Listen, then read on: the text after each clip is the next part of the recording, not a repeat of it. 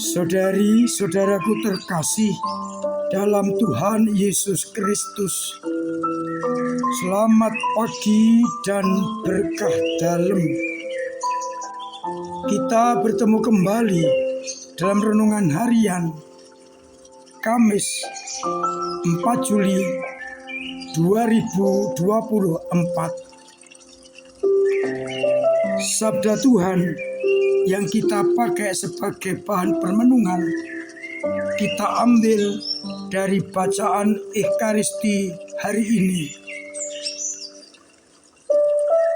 Dalam bacaan yang pertama dari nubuat Amos, digambarkan bagaimana Amos dipilih Tuhan untuk menyampaikan firman kepada Israel. Yerobeam yang dianggap melanggar perintah Tuhan. Amos dengan tegas menyampaikan suara Allah bahwa Israel akan dibuang ke Babel dan raja serta pembesar-pembesarnya akan dihukum.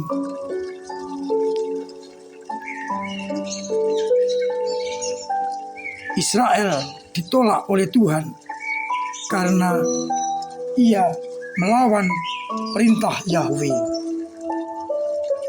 Sedangkan pada bacaan Injil dari Injil Matius bab 9 ayat 1 sampai 8 dikisahkan penyembuhan orang yang lumpuh.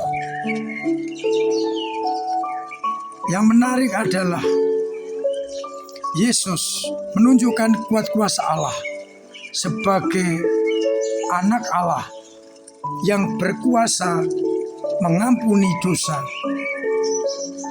Percayalah anakku, dosamu sudah diampuni. Tentu ini membuat orang-orang bertanya, ia menghujat Allah.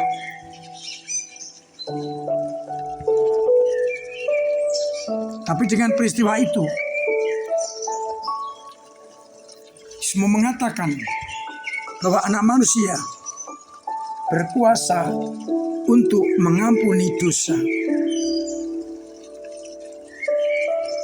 Dengan demikian pula mau dikatakan dia adalah Allah, bukan seperti tabib biasa yang menyembuhkan, tapi menyampaikan pengampunan yang datang dari Allah. Saudara-saudaraku terkasih, pada zaman Perjanjian Lama ada bermacam-macam nabi. Nabi yang ada sekolahnya untuk mencari mata pencaharian. Nabi-nabi palsu dan nabi yang asli. Nabi yang dengan sekolah dan nabi palsu biasanya mencari keuntungan dengan menyampaikan yang baik-baik kepada pembesar agar mendapatkan hadiah.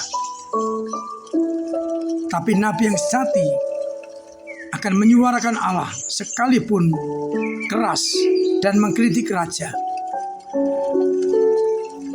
Amos bukanlah nabi sebenarnya, tetapi ia pengumpul buah-buah di hutan. Tapi ia dipanggil oleh Allah menjadi nabi. Ia tidak bersekolah, tapi ia dipilih oleh Allah. Maka ia akan menyampaikan apa saja yang datang dari Allah. Kendati penjara dan kematian menghadang di depannya. Amos ingin agar umat kembali setia kepada Yahweh. Maka ia menyampaikan apa adanya dengan resiko ia mengalami kematian. Tetapi bagi Amos, ia yang dipilih menjadi nabi harus menyuarakan suara Allah. Tidak boleh kalah dengan iming-iming atau dengan apapun juga. Dengan demikian, warta Allah terjamin sampai kepada Israel, meskipun ia harus berkorban, yakni dibunuh. Tapi Amos tidak mundur, ia menyuarakan kebenaran. Dan yang paling penting adalah kehendak Allah sampai kepada manusia. Maka untuk titik permenungan pertama, saya mengajak menyadari bahwa kita juga menjadi nabi-nabi masa kini yang diharapkan menyuarakan kebenaran. Namun dalam praktek, banyak orang Kristiani dan kita takut menyuarakan kebenaran berhadapan dengan dunia. Kita mencoba membuat niat sebagai anak-anak Allah. Sanggupkah aku untuk mewartakan kebenaran sekalipun tantangan menghadang? Karena Yesus berpesan, sebagai murid yang layak adalah ia yang memanggul setiap hari salibnya dan mengikuti Kristus.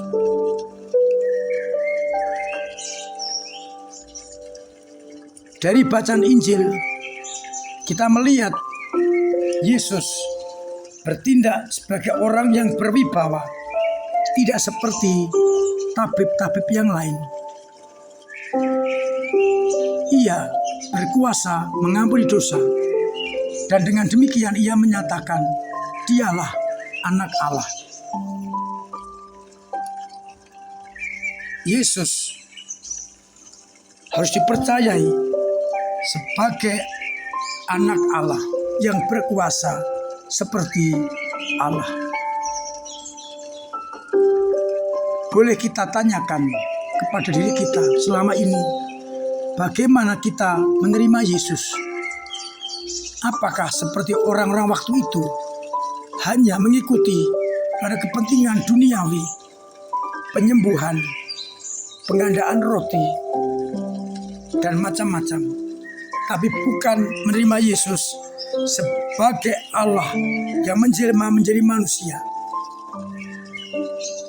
Maka dari bacaan Injil jelas bahwa anak manusia berkuasa mengampuni dosa, itu berarti mau mengatakan aku adalah Allah.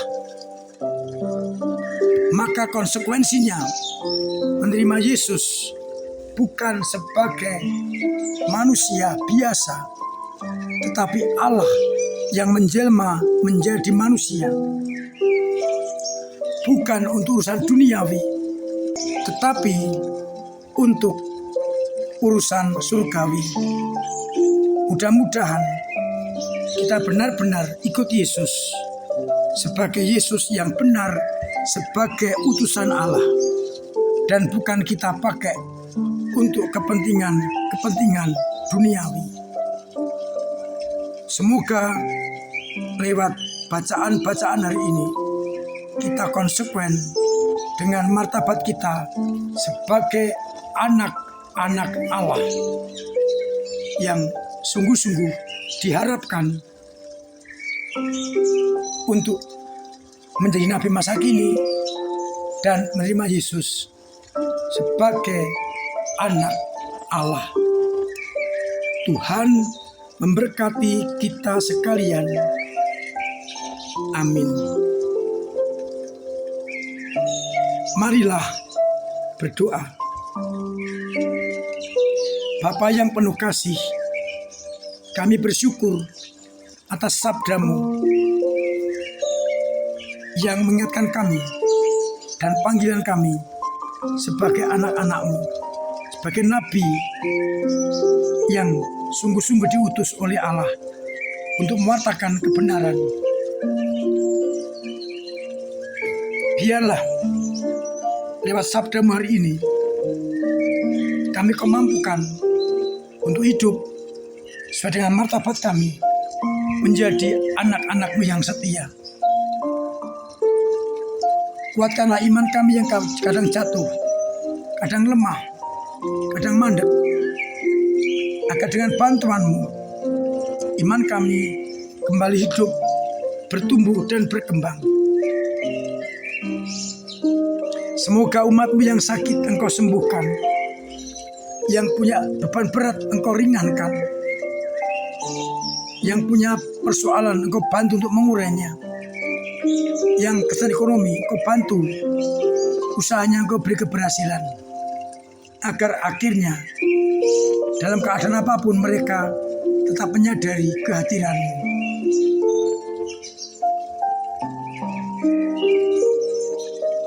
Untuk itu, sertai kami dengan berkat-Mu sendiri, Bapa dan Putra dan Roh Kudus. Amin. Saudara-saudaraku terkasih, tetap saya dorong, saya ingatkan untuk terus mengusahakan pola hidup yang sehat, agar kita tetap sehat, terbebas dari berbagai macam penyakit, terutama virus corona.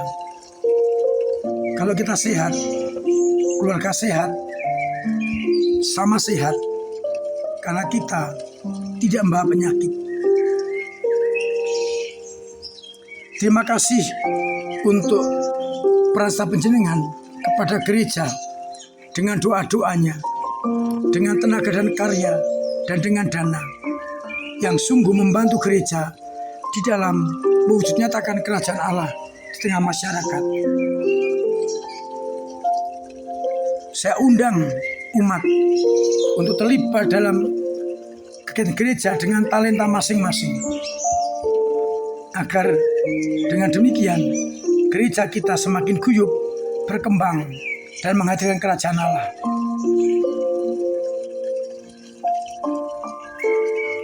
Kita ikuti berbagai kegiatan pertemuan yang ada, agar kita bisa menyumbangkan talenta kita untuk gereja. Saya informasikan bahwa pantai asuhan di Kelengkelet membutuhkan bantuan untuk renovasi rumah dan membeli kendaraan sebagai antar jemput anak-anak sekolah. Panjenengan yang tergerak untuk membantu bisa menghubungi saya. Kebetulan saya adalah diberi kesempatan untuk menjadi ketua yayasan. Mari kita perhatikan mereka, agar mereka juga mengalami sukacita karena kasih yang dilimpahkan lewat panjenengan. Akhirnya selamat pagi, selamat merenungkan, salam sehat, Tuhan memberkati.